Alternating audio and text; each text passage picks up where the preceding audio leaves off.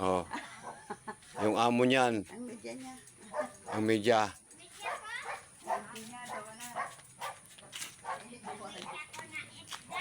Oh, itong dalawa na to.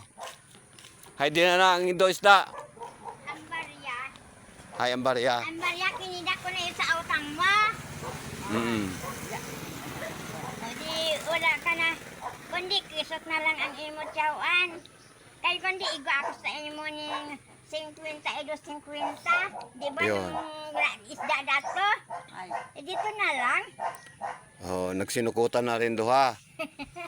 Yan na. Pero igo pa ikaw ning 25.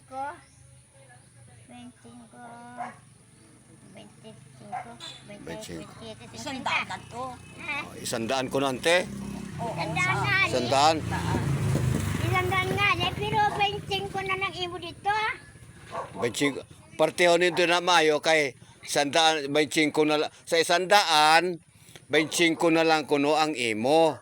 Base ante nag Sa igos siya ning utang nga ning 50 edo 50 kay sa isda dato ng una. nang una pa. Bukod. Bukod Nga niya ako kwarta yun. bukon pa ini. Oo. Hay ini pa. Sino nagbayad ini? Ibayad na inyo na mo na duha. O mga ni sino nagbayad ini? Partiho ta maayo ay siyang nagbayad ko no. Oh, Nagbayad tag tao siya sa ining isa ka katos. nagtuo siya isa gato sa imo. Batang bayad ko. Oo. Pero igapad ko siya 25 dito no. Oh, Diba? oo. Hay. Igo pa siya dapat 25. Hay, kidahon ko ato kay may utang siya nga 50 edo 50. 50 edo 50. Igo pa siya. Igo pa siya. Igo pa siya taon na 25 edo 50. Hindi, uya na 25, 24 na lang. Basta Kasi 25 na yun sa 50. Kailangan makwenta mayo. Ano nagkaintindihan na baka mga duha? 25. ang Kay 75. ang iya sokle 25 kay nagtao siya ning isa ka gatos.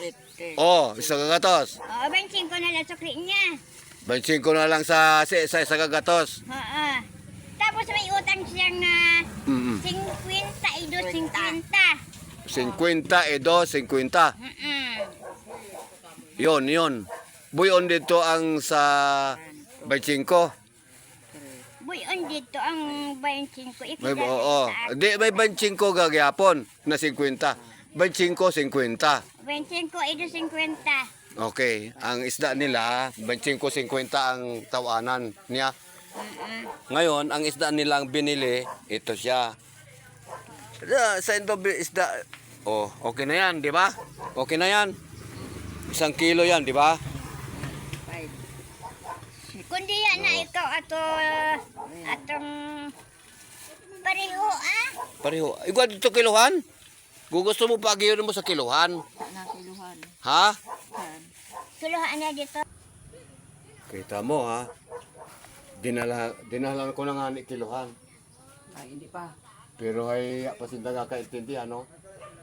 Kasi Maria hindi magpasugot, gid. Ha? Kay kuyang binilang na tigwayo. Binilang na, ay dinalan ko na nga ng kiluhan. Ito siya.